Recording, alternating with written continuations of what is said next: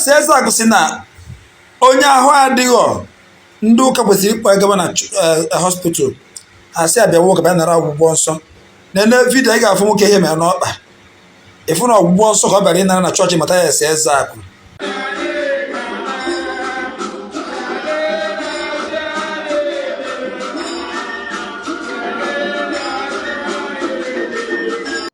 Chachachacha Igbo mụrụ nze m ụzọ ya batakwa n'ụbọchị nketa na asị m n'okwu a ji ebe taata bụ okwu play na ebulubi island ya n'ebe Matthias Ezeaku nọ maka abalị nne ma one gara aga na asị ka kwụsịgodo okwu Matthias mana o nwere ụzọ ọzọ iPhone gbanitekwala ya ji wesị ka anyị wetara unu n'ụbọchị nke taata. Gekwanụ ntị. Matthias dị against chọọchị, ọ dị against ụka, mana ihe niile ọ na-eme na omenala ya bụ usoro ndị ụka. A na-enye onyinye, a na-ama ọkwa bin announcement, a na-ana second collection, a na-eme membership card. Nyetago a na-eme membership card. Asịza kedu ihe ị na-akị ya mgbọsị ụka? Ị na-akị ya mgbọsị ụka, unu agụ ihe ọgụgụ, unu na-eme, unu nwekwa ya, unu nwekwara pastọ unu nabata bin Matthias chọọchị niile akwụrụcha ọtọ to usher in the GO bụ Matthias Ezeaku. Biko kwanụnụ na ekene nke esi wee tụga na ka esi amonitọ Matthias ihe ọ na-eme na chọọchị ya bụkwanụ omenala eziokwu bụ ndụ. Ana m ekene ụmụ Igbo gbaa gburugburu na-asị nke onye chiri ya zere mmadụ a na-anọkọta kpaba isiokwu ọ ihe mere edejibe nwee ihe njibe n'ụbọchị nke taa wụ maka nwanne ya nwoke Matthias Ezeaku. Today 14th May 2023 being Sunday.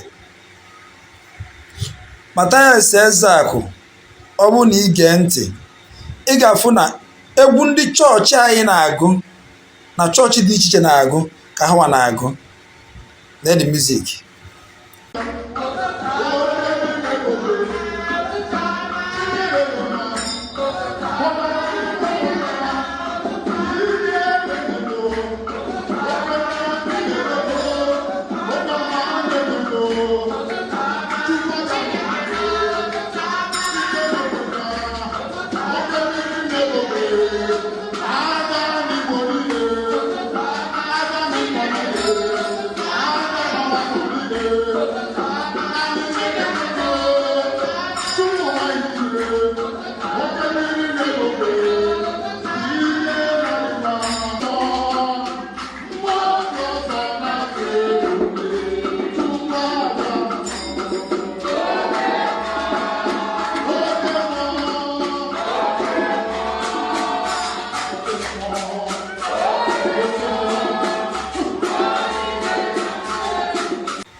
Matthias Ezeaku mepere ọnụ wee sị na ndị chọọchị na-ere olive oil, na-ere stika,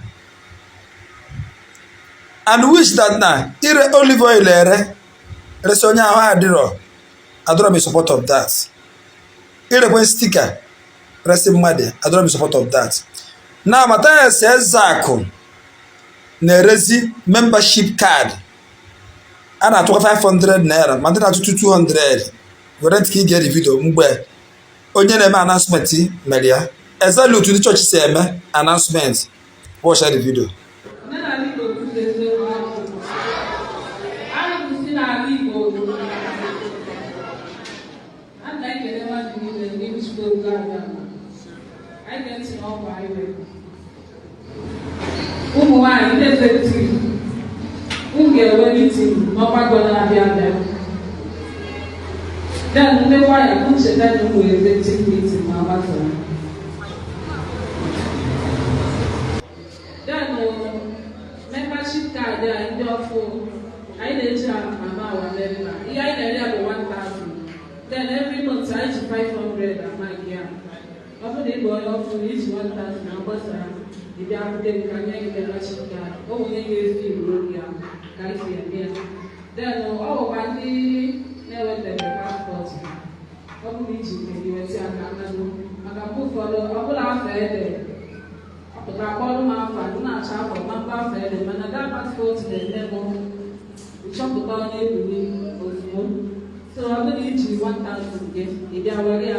Then ọ bụkwa ndị membership card ha gbaa ya since nye m ya ọ dị m n'aka going to 4 months, 3 months for what they are having. People, I will need you, I might cry, you then nobody is the Yahweh. People, run I can go. I was an recording. Then I know one thing and I don't think I mean, no one knows who may allow who be able to look up 1,000 for that person. Nobody is able to nobody is able to get what I China and the secretary will go there. No notes to run the law, who get to a letter.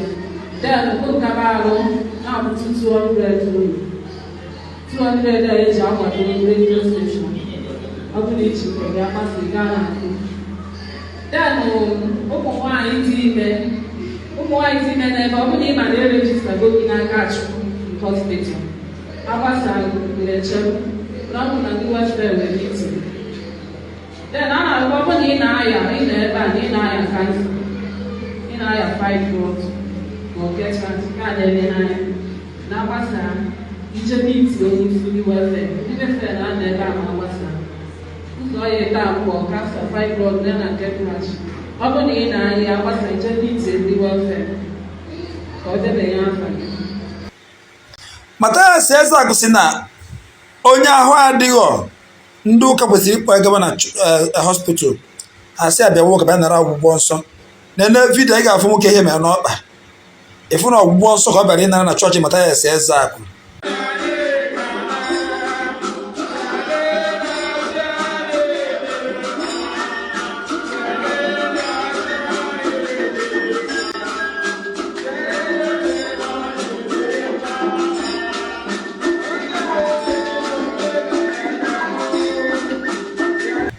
Ana m agwa unu na o nwere ọya mmadụ bụ ike ị na-aya dọkịta triti ya na ya ha dị mma mana ekpere onye ahụ ekpere onye ahụ nwere onwe ya nene dị man ị ga-afụ ihe mere n'ọkpa ọ bịara chọọchị ọgbata bịara chọọchị ọ bụghị chọọchị more than 5 times ama watch the video steady. Matthias Ezeaku si n'ikpe ekpere ịbịara chọọchị kpechazi ekpere Jizọs abịazi bi gị ego n'ebe junior pastor ya na-ekpe ekpere ya ekpere ka ọ na-ekpe wee na-asị na Chukwu na onye bụ mkpa dị iche iche bịa ka o mere ha ihe ha ji maka ya bịa na the video.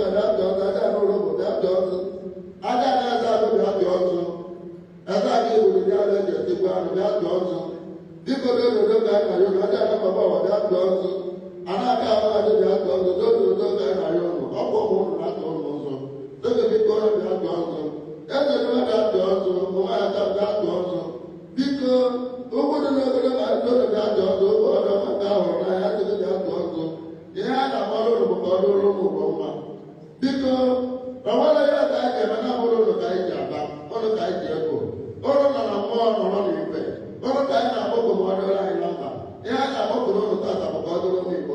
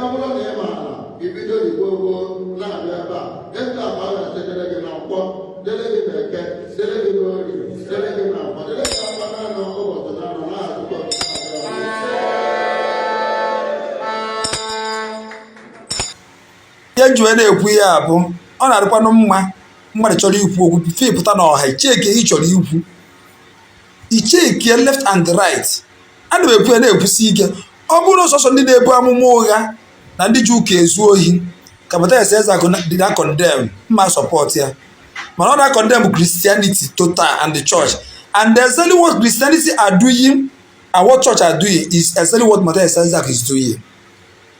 Thank you and God bless you. Ụmụnne nze m ọzọ anyị birikwa nabata asị ka ekene unu biko na onweghị ihe dị iche n'ihe Matthias na-eme n'ụka mana o jizi omenala ikpuchi nke ịchọrọ ime omenala ekwesịghị dị na last more than 20 minutes kwesịrị dị na last 20 minutes mana nke gị ijizi ụka na-epe ntị nke gị na-akpụ omenala n'ihi ya nụdị agụọ ihe ọgụgụ mee ihe na-aya eme adị na ojupụtakwa na-ekwu aga nsọ ụka bikokwa na ụmụnna m ka marakwa na ebe anyị na-aga maka ihe nọ n'ime kịta bụ ihe Bible kpọrọ ọgwụgwụ oge bi ndị end time that so many people will rise, some will perform miracle in the name of God, but at the end of the day, Jesus will say, Hannah, get thee behind me because I don't know you. And ihe niile agwọrọ agwọ na ihe niile ekechiri ekechi na-alụ ọlụ n'aha Jizọs biko kwanụ ụmụ Igbo m, mara na ebe unu na-azọnye ụkwụ, mara na ebe unu na-aba, mara na ihe unu na-eli, mara na ihe unu na-ege, mara na ihe unu na-enene, maka ọdịmma nke gị na mkpụrụ obi gị ya na ezinụlọ nke gị. Ka anyị nwere mgbe ọzọ.